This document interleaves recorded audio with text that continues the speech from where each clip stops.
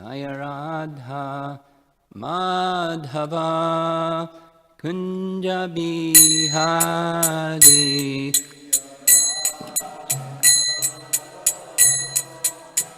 Kunja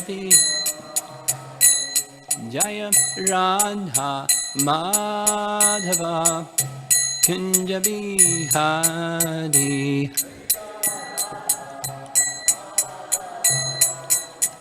Kunja Bihari Gopi Jana Balabha Girivardhari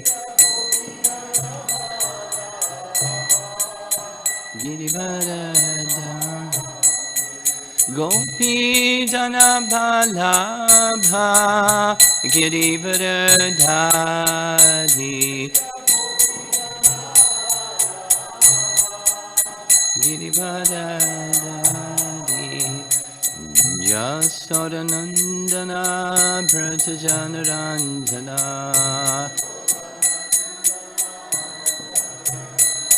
Yasodanandana Brajajanaranjana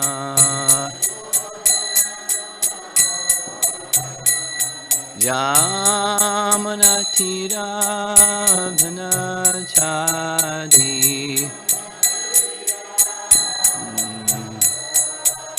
Jamunatira Vanachadi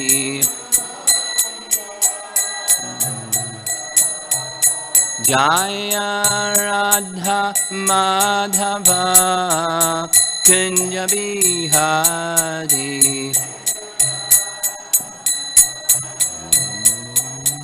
Kunja Bihari Jaya Radha Madhava Kunja Bihari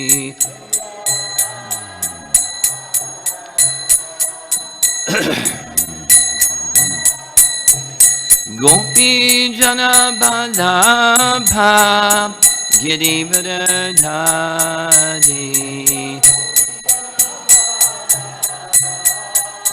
Girivardhari Gopi Jana Balabha Girivardhari Girivardhari Jasodanandana Brajajanaranjana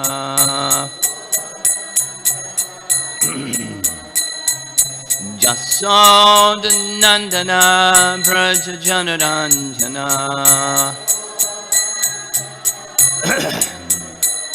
Jamana Tira Vanachadi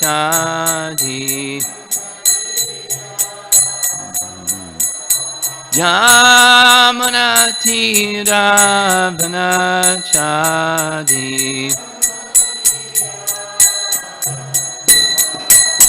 Jaya Radha Madhava Kunja Bihari Madhava Kunja Bihari Jaya Radha Madhava Kunja Bihari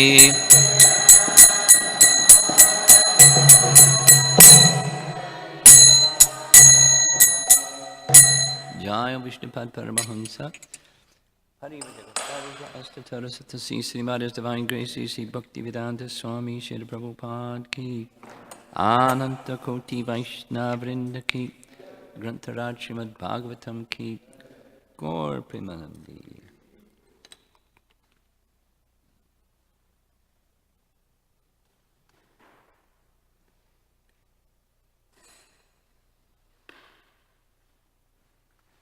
Om Namo Bhagavate Vasudevaya Om Namo Bhagavate Vasudevaya Om Namo Bhagavate Vasudevaya Text 23 and 24 Canto 9, Chapter 5 24 on the board. Gate tadurvasashi sombharisho Dvijopayogati pavitram aharat Rashirvamoksham vyasanam chaviksha Mene svaviryam cha paranubhavam Gateta durvasashi sombharisho Vijopayoga tipavitram aharat Rishir vimoksham vyasanam chaviksha Mene saviryam cha paranubhavam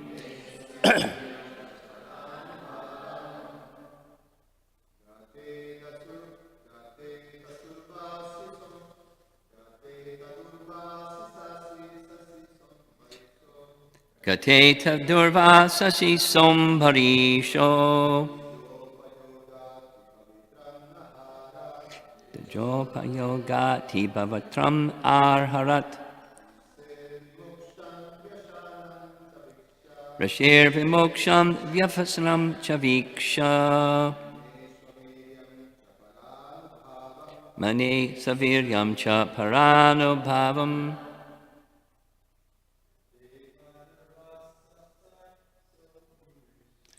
Gateta durvasasi sombharisho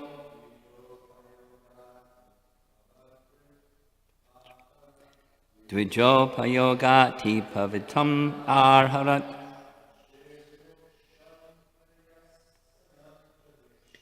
Rashir vimoksham vyasanam chaviksha Mine saviryam cha paranubhavam Gateta durvasasi sombharisho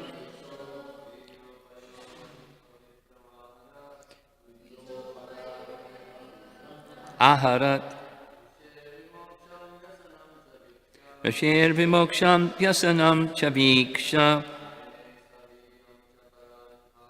Mene chasviryam chacharanubhavam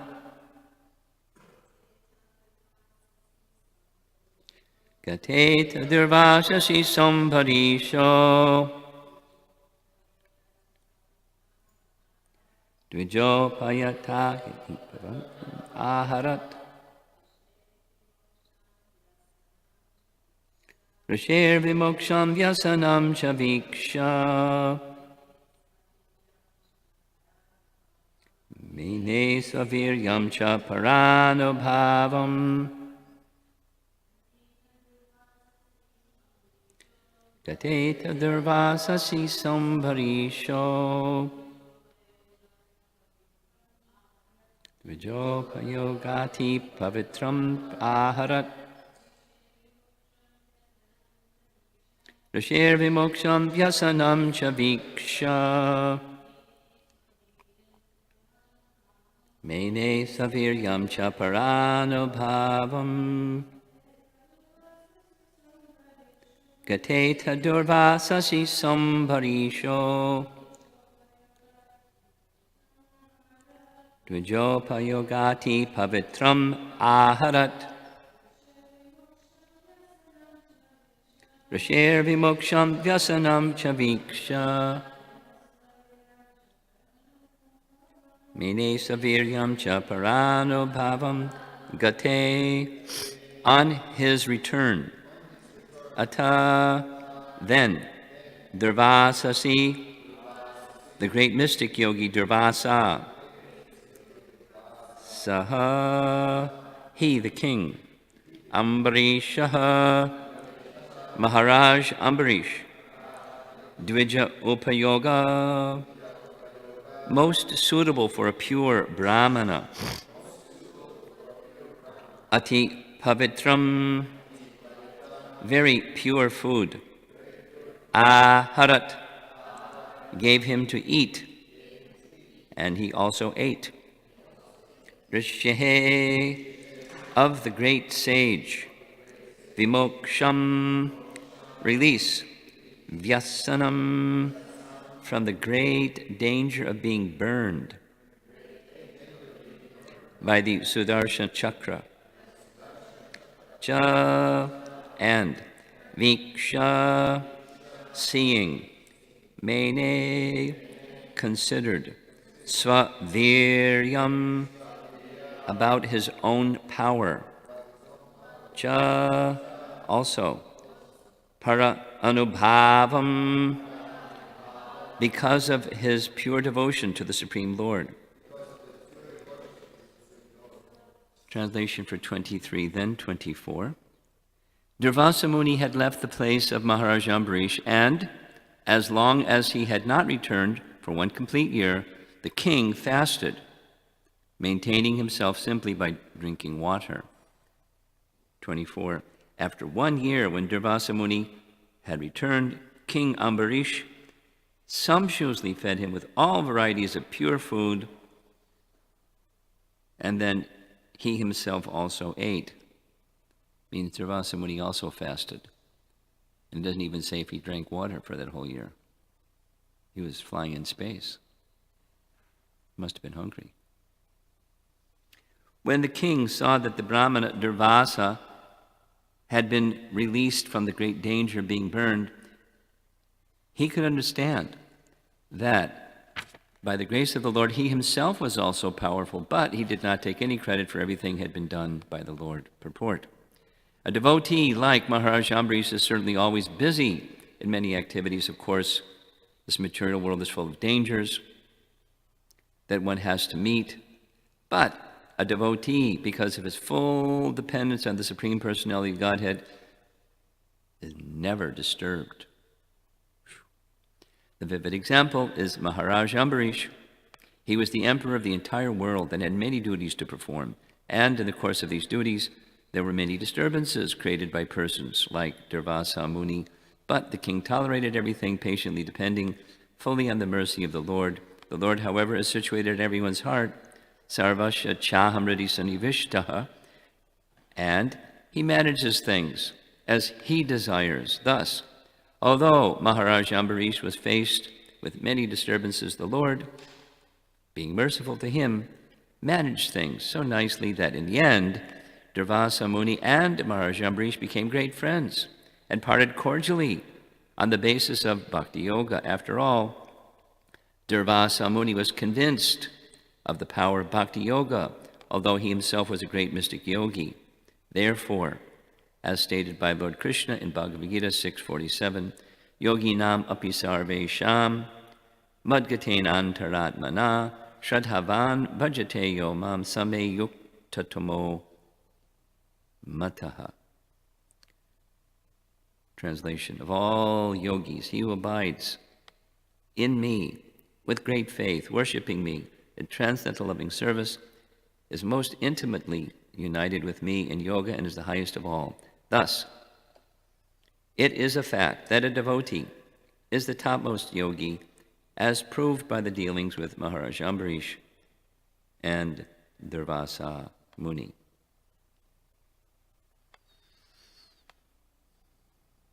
So the events described in these two verses are just repeating something that was already described. The emphasis, the purpose of repeating the same event is for purpose of emphasis, and the emphasis is Maharaj Ambarish, two few things. Maharaj Ambarish is in a position greater than Durvasa Muni, which is kind of what the problem was to begin with, because Durvasa Muni was thinking, I'm greater. I'm a Brahmana, I'm a yogi, I'm a learned person. Here's this king. Everyone's respecting him more than me. What's going on? I'm going to fix that problem. And in the end, the devotee, Maharaj Ambarish, is clearly in the greater position. And why? He's clearly in the greater position because he has the particular favor, protection, empowerment from the personality of Godhead. He's as powerful as the personality of Godhead by the empowerment of the personality of Godhead. From A to Z, from the checking of this mystical fire demon created by Durvasa Muni by his mystic power, checked by the greater power of Lord Vishnu, and Lord Vishnu's Sudarshan Chakra, protecting his devotee. And then in the end, it's Maharaj Ambarish offering prayers to Sudarshan on behalf of the king, on behalf of Durvasa Muni. And then his magnanimity of holding no enmity or holding no grudge or anything, he's in the greater position. Contrastingly, you broke the fast first, you die. And here is, oh, you've been inconvenienced by my neglect. So please excuse me. It's not that you have offended me, it's I've offended you because I broke the fast first.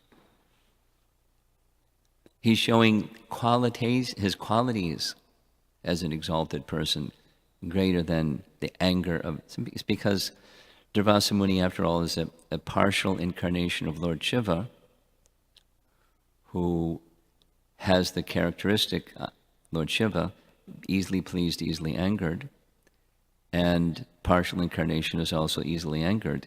And in this case, out of literally envy of the exalted position of Maharaj Ambarish, or the way that Maharaj Ambarish was being respected, higher than him. He didn't like it.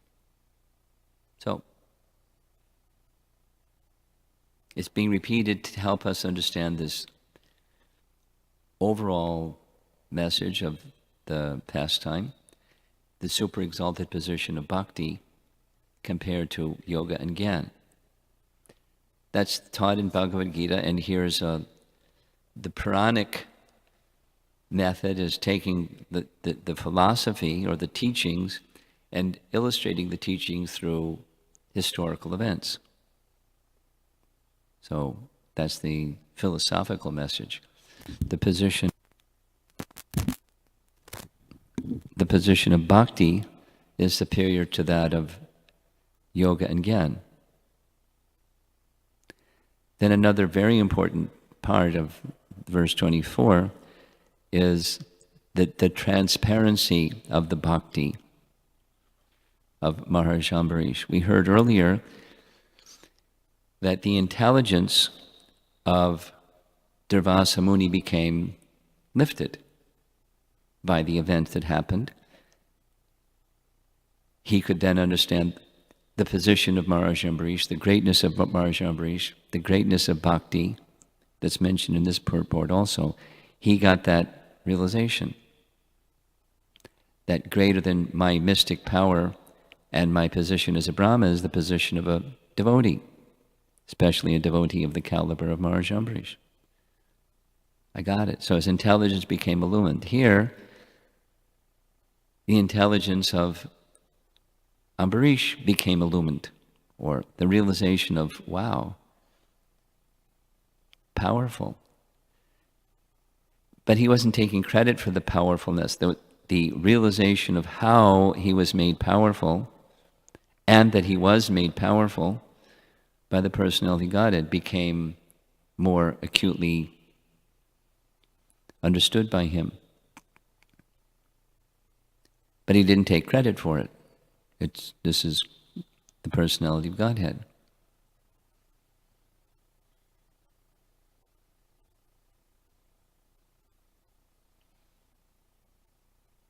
I'm thinking of a nice section from Bhakti Sandarbha by Jiva Goswami, where he says, this position of the Lord's protection is sometimes manifest and sometimes apparently not manifest.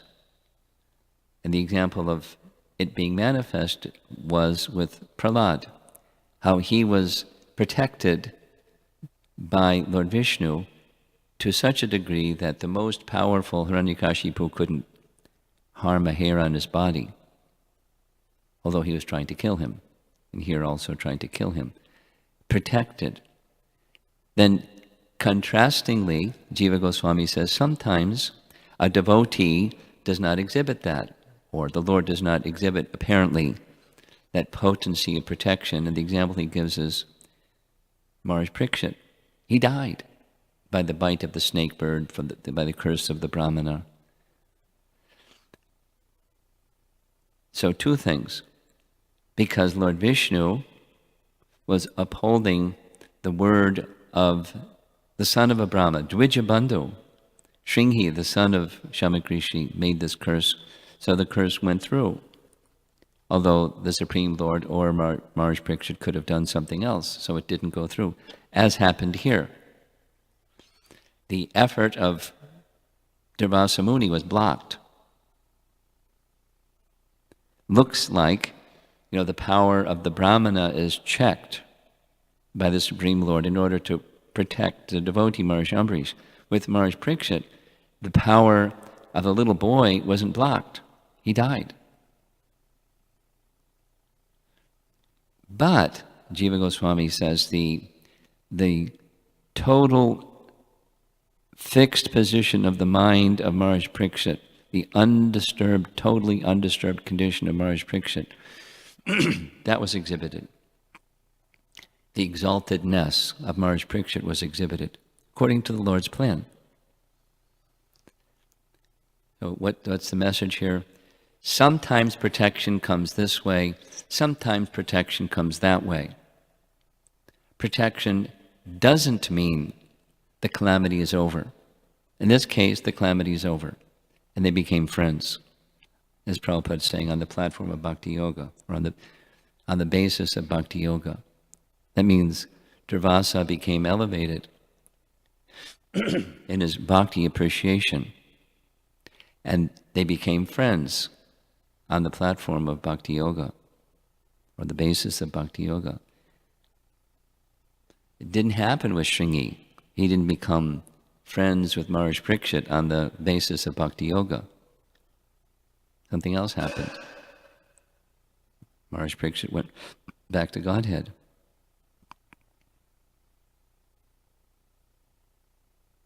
And Janamejaya, his son, became the next king. Though some plan of the Lord. Who can understand why this in this case and that in that case? Who can understand the plan of the Lord? But the exaltedness of one who has taken full shelter of the personality of Godhead is always there, although the drama or the scenario may play out this way or may play out that way. And once again, the position of Prahlad Maharaj, and as here the position of Maharaj Ambarish being protected, there was no pride. Oh, I'm special. Easily can happen. And so Prabhupada's comment is, in the life of a king, so many duties. Who knows what it's like to be the king of the world? My goodness, how complicated. Of course, it's Satya Yuga and things are far more orderly than Kali Yuga, but still, king of the world. So many difficulties, and Prabhupada is using here disturbances. It's so many duties, so many disturbances. He persevered through those duties and disturbances without his mind being affected. Why? He had full confidence in the Supreme Lord. And in the end, everything came nice. Supposing it doesn't look like it's coming out nice. I mean, going back to the first canto, or the whole of Mahabharata, but specifically Canto 1, Chapter 9, where Bhishma is speaking to the Pandavas. So many difficulties. Or Queen Kunti's prayers prior to that, so many difficulties. But again and again, Krishna was there. Like at the edge of the cliff and falling off the cliff, and there's Krishna catching, pull you back onto the ledge. Seemingly impossible circumstances being corrected. So if this can happen with the Pandavas, even Lord Ramachandra, the Supreme Lord, it's Leela, of course, but the difficulty isn't, Krishna, you forgot me. That's not it. The devotee doesn't lose faith in that Krishna connection. Very important. In the end, it'll be all right. In the end, may not be how we would want the script to go, or the drama to play out. May not be how we would write the script. But Krishna's protection is there. That's our life in devotion. And it can go this way, and it can go that way. Like Sudama Brahman. It can go this way, it can go that way. And Krishna is very kind, or Krishna is very kind. The nature of a devotee is they have full confidence in that. That's the internal potency, taking shelter of the internal potency. We're in Krishna's hands and we're safe. Fearless, Abhayam, just like Prabhupada's name given by his father, Abhay. Fearless. Danger? Sure. Fearless. And each of us, as far as I know, each of us gets examined. We get our tests, get our challenges. I don't think anyone would raise their hand and say, I've never had challenges. It's never happened. Everything's smooth. Commensurate with our capacity and the means to help elevate us and our sincere desire to be in our relationship with Krishna, Krishna will take us through those situations and always give us the strength, to meet the circumstance, depending upon the nature of the challenge that we have. Looking around the room, I'm aware of some challenges some of you are passing through. And those that aren't in the room, aware of challenges persons are passing through. So it's fantastic. We're getting examined by Krishna and given strength by Krishna to deal with that. Just read something by Bhaktisiddhanta. One who is blessed by Krishna, their path of life is something like paved with thorns. Oh, blessing. You step on a thorn, you know how it hurts. Right? Like circumambulating Govardhan Hill, there are patches where there's thorn trees, and you know there's going to be thorn in your foot. And sure enough. Then how do you take it? Besides, ouch. So one of the ways to take it is, Krishna is very kind. He's giving me the opportunity to take this thorn in my foot so that other pilgrims won't have to have the thorn in their foot. I'm doing this service for the other pilgrims so they don't have to step on the thorn. I'm accepting that service on behalf of them. Just as when Ram was to go to the forest and told Sita, see you later. How can you talk like this? You know, you're the knower of Dharma, and my instruction from my father, Janaka, is to always be by your side. How can you say, stay back? I'm going to be with you, and I'll walk in front of you, and whatever hard stones and thorns on the path Or with my feet, I'll make the thing soft so that when you can walk behind me and you won't have any inconvenience. Let me do that service.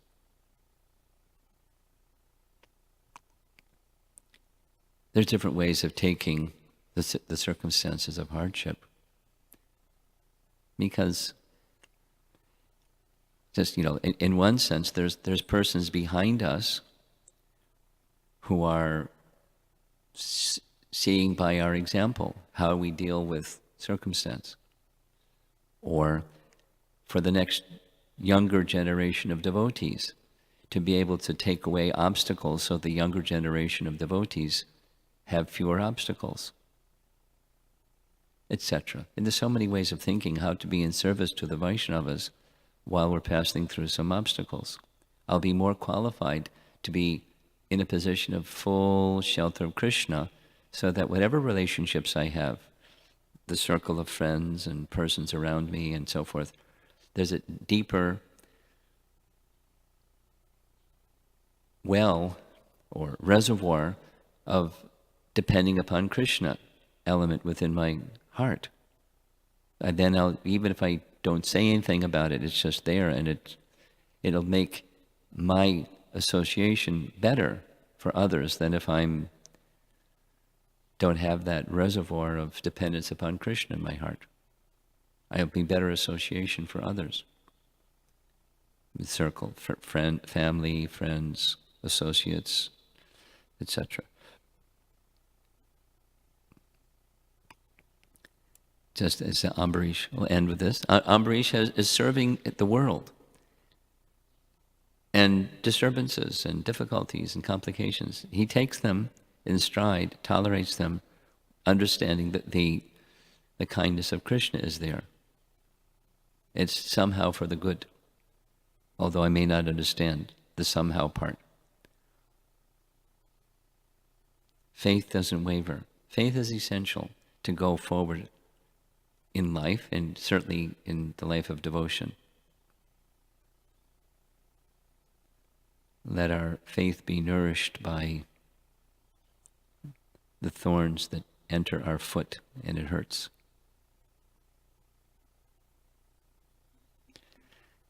Any discussion?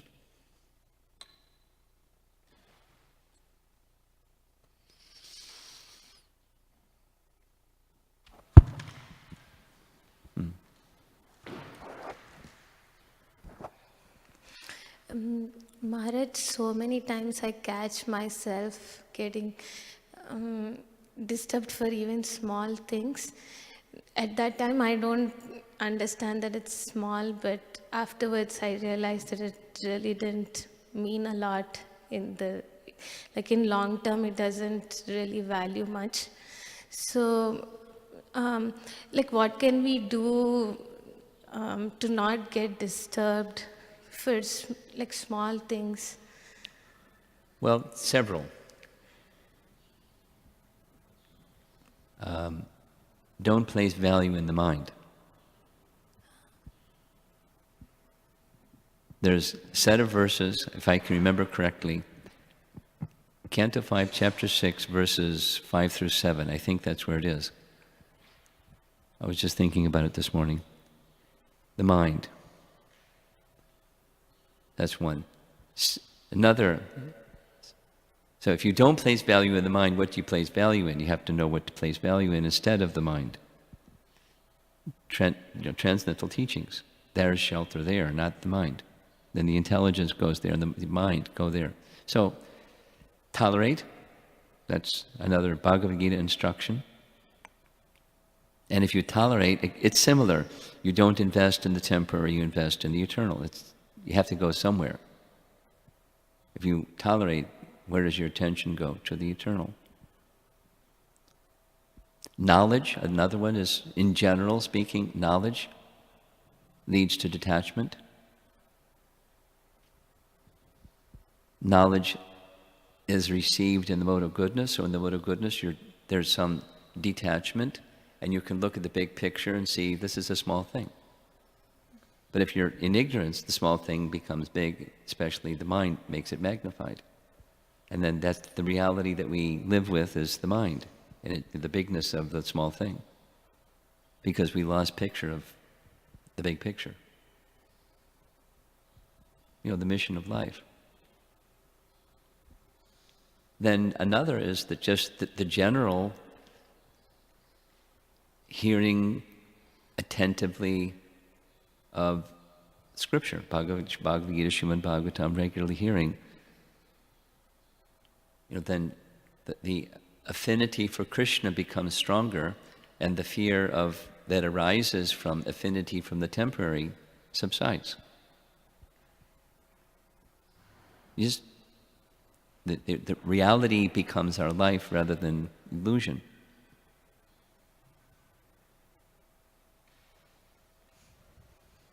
Cultivation of bhakti takes care of it. Yes?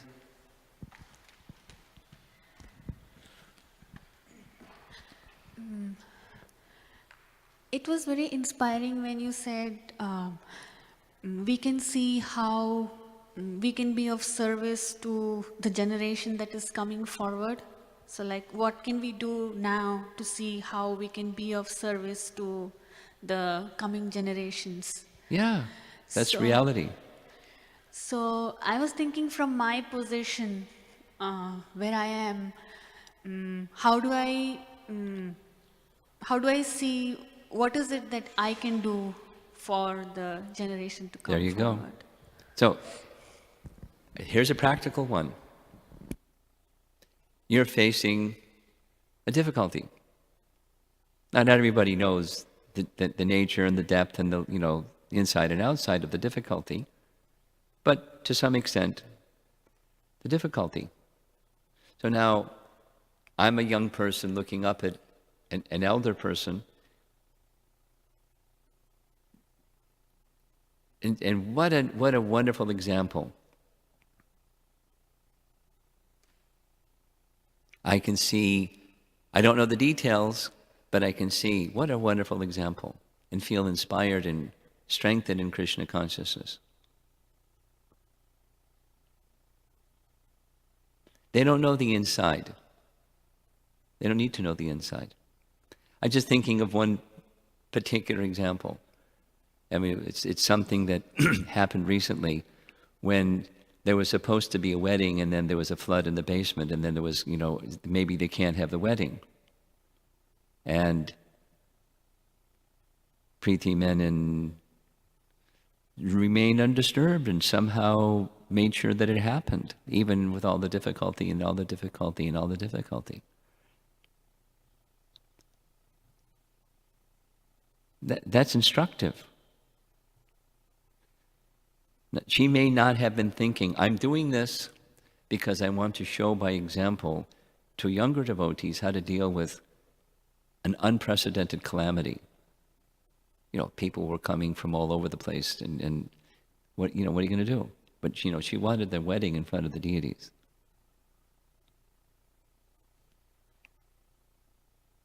And because she's who she is, people rolled up their sleeves and said, let me help you make it happen. Like that. So, as an example. And so, you're a different person with a different set of circumstances. And now how can I be in service to others that I don't even know, and they don't know me, but how can I be an example for them? And so that's for you, and then it's each one of us.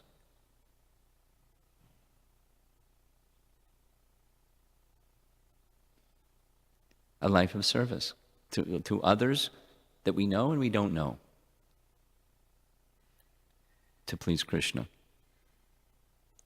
That's powerful. And it makes the mind steady, although the tendency is otherwise. Just to focus on the problem and get absorbed in me, myself, and I, and lose the bigger picture.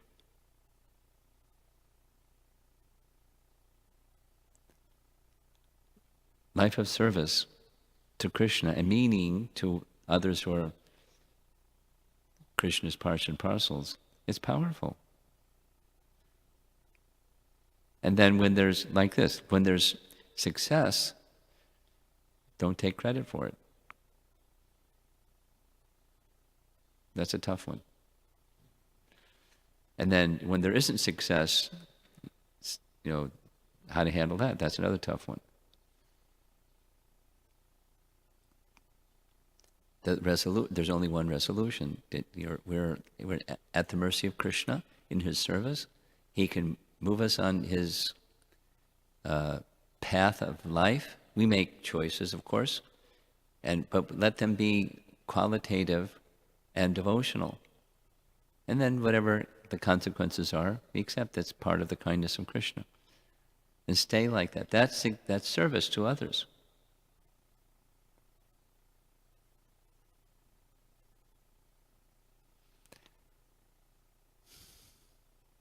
The life of a Vaishnava. It's for every one of us in the room, different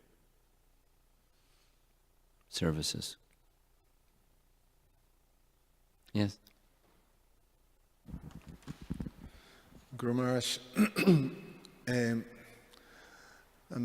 there's obstacles that we can, it becomes easier to tolerate obstacles when you have a service and then the obstacle comes and, blocks your easy flow in the service. So one, don't keep doing the service and tolerate the obstacles and things like that. That's one scenario. The other scenario is that the obstacle doesn't allow us to do our service for, condition. We desire to do this service, but because of this condition or these difficulties, whatever it is, we cannot do it, or we're not able to do it. So it doesn't look like you should tolerate that. You feel the frustration of not being able to surpass this obstacle. So how do you deal with those situations? Well, supposing the obstacle doesn't go away, like health. I know some devotees that have health difficulties and doesn't go away. As for example,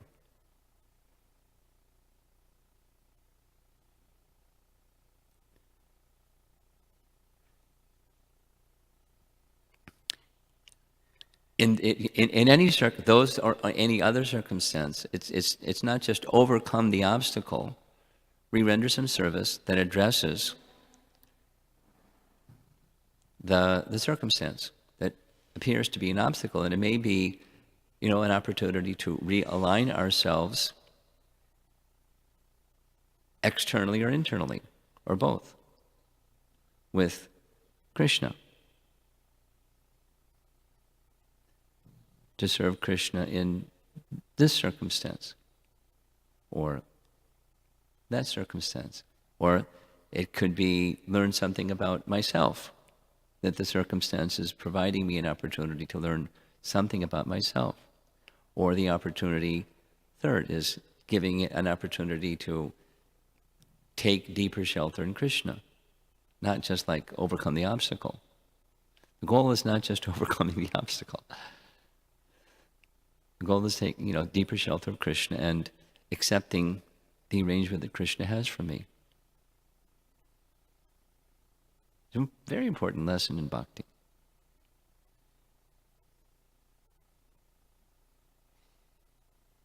It's not simply overcome the obstacle. Maybe. But overcome the obstacle may be just taking deeper shelter of Krishna, and then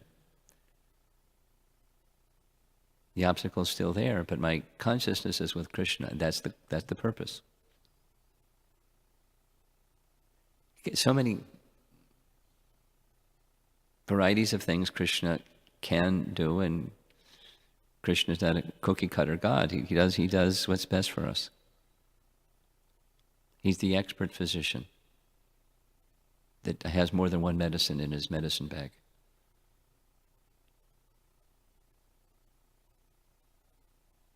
very customized.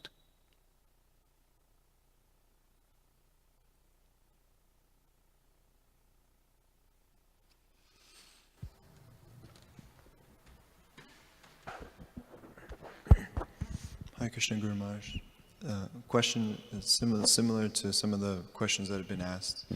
But oftentimes, I notice when I'm going through difficulties, there's a lot of pain involved, either physical pain or emotional pain or mental pain. And often how I try to deal with the problem is to try to make the pain go away, to try to find some arrangement to make the pain That's go human. away. But I'm not exactly sure if by doing that I'm taking shelter of Krishna. I'm wondering about the nature of what it means to be sheltered by Krishna, because you made one point that says when the Lord is protecting his devotees, the calamities may not necessarily stop, they'll continue. So I'm wondering, are there any signposts or signs or symptoms to know that despite the pain that I'm experiencing, that I am taking shelter of Krishna?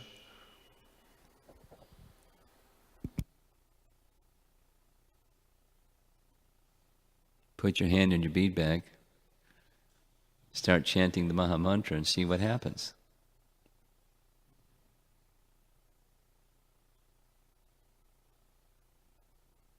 You follow?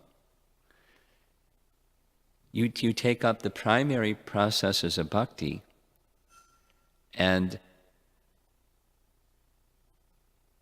see, is the shelter taking in the primary processes of bhakti going on or not?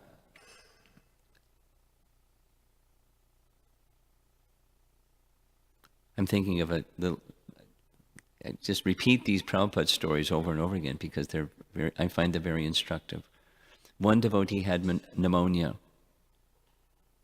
early, the Hare Krishna movement, and they were in a hospital. And then, in those days, there was literally an oxygen tent over the upper half of their body so they could breathe because they had pneumonia. And Prabhupada came to visit them in the hospital. And the devotee shared, I can't chant, I can hardly breathe. I feel so badly. I'm not able to do my chanting. So the problem didn't go away, but the merciful Acharya said, it's okay. Chant in your mind, if you can do that.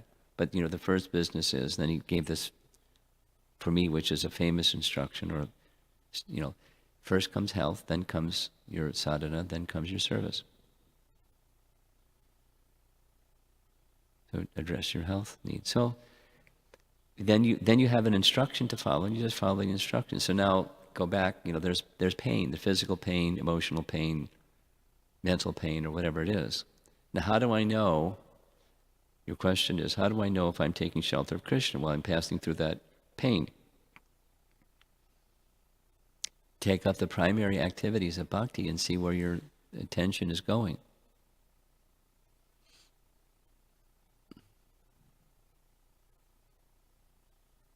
Whether it's, again, thinking of people in the room and people outside of the room, and myself, difficulty, whether it's pain or not. When you take up primary activities of bhakti, where is your attention going? Is it distracted or absorbed? That tells you the answer to your question, whether it's pain or otherwise. And generally speaking, intermittent or mixed, unsteady in our particular stage. A mix. Some and a mix. We want relief of pain, please. Not like bring it on. We want relief of pain, please. So what should we do in the position of bhakti? Say it's physical pain, like you had this long period of physical pain. Maybe you still do, I don't know. to some degree. You take up a method of addressing the cause of the pain, and you make a Krishna conscious effort, and you bring your mind to Krishna, because I'm serving according to the means for relieving the physical pain. And you have to, the rest you have to tolerate. Tolerate means you give your attention to principal activities of bhakti as far as you can. Take shelter of Krishna as far as you can, given the circumstance. And then, emotional and mental pain, same thing. Take shelter of those that are wise and help you address the emotion or the mind behavior, just like this question about the mind. And take shelter of the instruction to the capacity that you have, and move on with bring your attention to the primary activities of bhakti with faith that access to Krishna is there. Krishna will hear, Krishna will, and I'll feel, exactly as it says here, you will feel, this is the last verse of chapter 8 Bhagavad Gita, you'll feel Krishna conscious. Prabhupada writes, you'll feel it. Someone won't have to tell you, now you feel Krishna conscious. Now your hunger is gone. Repeat after me, my hunger is gone. You'll say, I don't need anything more, I'm full. You'll feel it. You'll feel Krishna conscious when you're passing through the physical, mental, and emotional turmoil. So there's a mix, generally, for us. But with faith, we cultivate shelter in Krishna. That's the stage we are in, sadhana. The goal, please Krishna. Not the goal is relieve the pain, please. The goal is please Krishna.